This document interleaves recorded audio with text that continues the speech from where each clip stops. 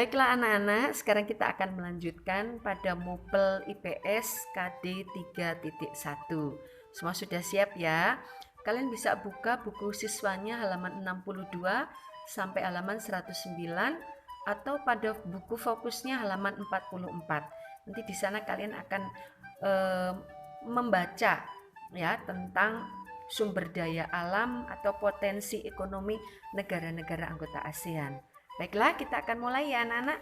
Nah, kawasan Asia Tenggara ini itu merupakan kawasan yang cukup strategis bagi kita ya anak-anak untuk anggota-anggota negara ASEAN ini.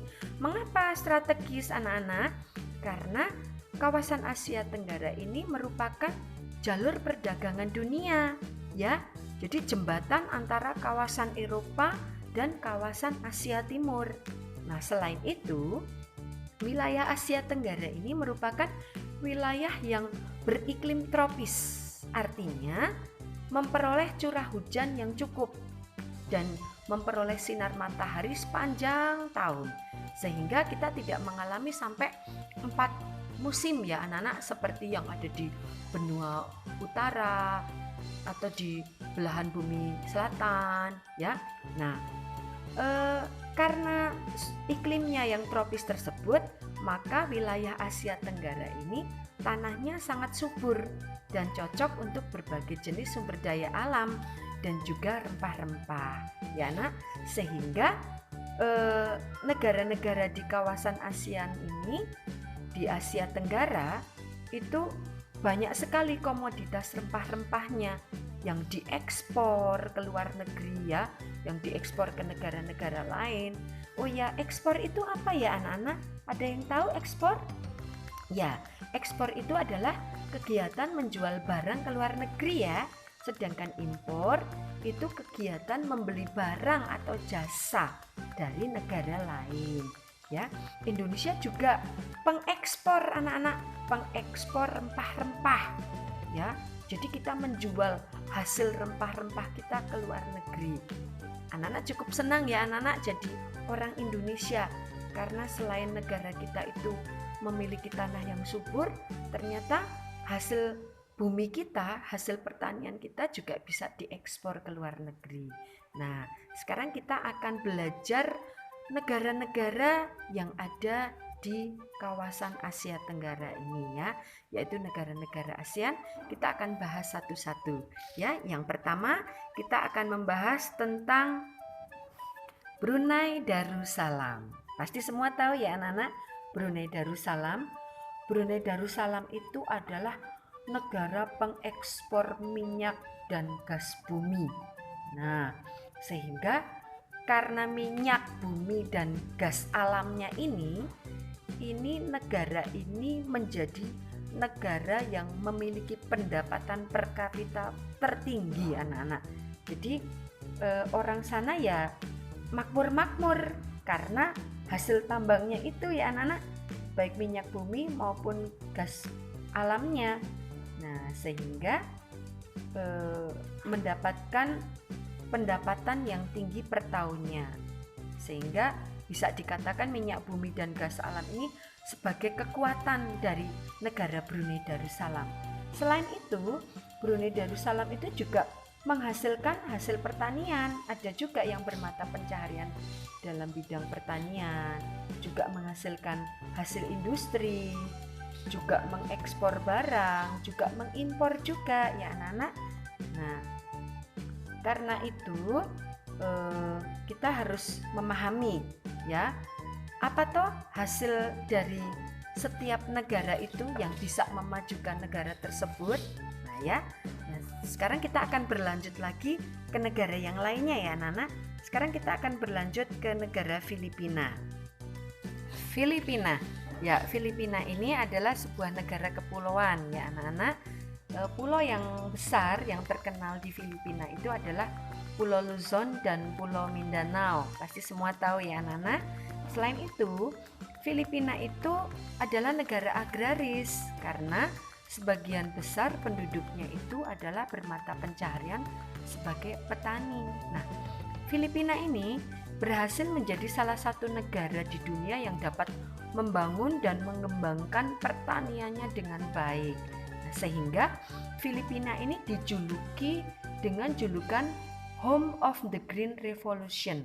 Nah, karena tadi keberhasilannya di bidang pertanian itu. Nah, selain itu, di Filipina itu juga ada ya Balai Penelitian Padi Internasional atau biasa disingkat IRRI ya anak-anak. Nah, sehingga Filipina ini sangat unggul sekali ya di bidang pertanian.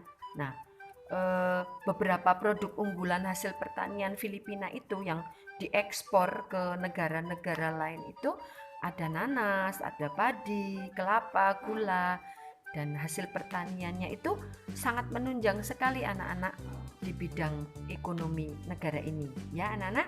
Untuk lebih jelasnya kalian nanti bisa baca selanjutnya di buku kalian. Kita akan melanjutkan negara yang lain ya, yaitu negara Indonesia.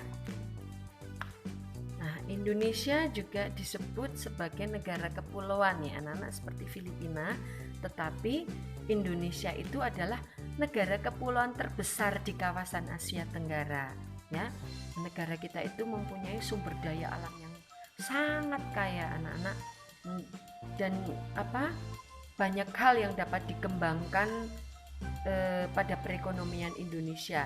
Nah, sekarang ini Indonesia itu mengekspor minyak, gas bumi, tekstil, dan produk-produk dari kayu ya, mengekspor. Jadi kita menjual barang ke luar negeri ya anak-anak. Kita tidak hanya mengimpor tapi kita mengekspor. Nah, sedangkan pertambangan Indonesia itu menjadi salah satu pintu masuk para pengusaha mancanegara yang datang ke Indonesia. Selain itu, keindahan alam yang ada di Indonesia itu menjadi daya tarik bagi turis-turis asing untuk masuk ke Indonesia, sehingga itu menjadi sumber devisa pendapatan bagi negara kita di sektor pariwisata ya. Itu adalah tentang Indonesia. Nah, selanjutnya kita akan membahas tentang negara Kamboja. Nah, Kamboja ini juga negara yang subur ya anak-anak, sehingga mata pencaharian dari penduduk Kamboja ini adalah sebagai petani. Kebanyakan mereka itu bertani di sekitar Sungai Mekong anak-anak, karena di sana itu sungainya terus mengalir, sehingga di sepanjang sungai itu dijadikan sebagai lahan pertanian bagi penduduk Kamboja ini ya. Dan hasil pertanian dari Kamboja ini adalah padi yang terbesar ya. Selain itu juga menghasilkan hasil-hasil yang lain. Selain itu juga ada juga hasil tambang dan hasil industri yang lain yang diekspor ke luar negeri ya anak-anak. Nah, juga mengimpor barang juga dari luar negeri tentunya. Itu tentang Kamboja. Kita akan lanjutkan lagi dengan negara Laos. Ya, negara Laos adalah negara yang bertetangga dengan Kamboja ya anak-anak, sehingga negara ini juga dialiri oleh Sungai Mekong. Nah, sehingga karena dialiri oleh Sungai Mekong, maka sebagian besar penduduknya dari negara Laos ini bermata pencaharian sebagai petani. Mereka juga melakukan kegiatan pertanian itu di sepanjang Sungai Mekong ya. Nah, yang menarik dari negara ini itu tidak memiliki wilayah laut ya anak-anak, karena ini negara satu-satunya di kawasan Asia Tenggara itu dikepung oleh negara-negara Asia itu di Asia Tenggara ya, atau biasa negara ini dijuluki dengan sebutan the landlocked country ya, artinya tanah yang terkunci dan terkepung oleh 5 negara, sehingga negara ini tidak punya laut ya anak-anak, yang harus kalian tahu. Selain itu negara ini juga menghasilkan hasil pertanian, juga hasil industri, hasil pertambangan ya. Nanti kalian bisa baca di buku kalian ya. Itu tentang negara Laos. Sekarang kita akan lanjutkan yaitu tentang negara Malaysia. Malaysia ya, kegiatan ekonomi utama penduduk Malaysia itu adalah di bidang pertanian, pertambangan, dan juga perindustrian ya anak-anak. Perdagangan internasional merupakan salah satu kegiatan ekonomi Malaysia yang mengalami pertumbuhan paling cepat ya. Selain itu, sebagian besar penduduk Malaysia ini adalah sebagai petani ya. Dan selain itu, menghasilkan hasil pertanian, Malaysia ini juga menghasilkan hasil tambang maupun hasil perindustrian. Nah, Malaysia itu juga merupakan negara penghasil timah terbesar di dunia yang harus kalian tahu ya anak-anak. Nah, selain itu, Malaysia juga merupakan negara pengekspor maupun pengimpor barang-barang, baik barang industri maupun barang-barang elektronik dan lain sebagainya. Nanti kalian bisa buka bukunya ya. Selain itu, selain Malaysia, kita akan membahas negara selanjutnya, yaitu negara Myanmar. Myanmar, penduduknya itu bermata pencaharian sebagai petani, pekebun maupun di bidang pertambangan. Nah, sedangkan padi itu merupakan hasil utama dari negara Myanmar ya anak-anak. Nah, sehingga Myanmar ini merupakan salah satu negara penghasil padi terbesar di Asia Tenggara. Karena ini padi ini adalah sebagai hasil utama di sana. Selain itu, Myanmar itu juga disebut sebagai negara 1000 pagoda. Ini yang terkenal. Kenapa kok disebut negara 1000 pagoda?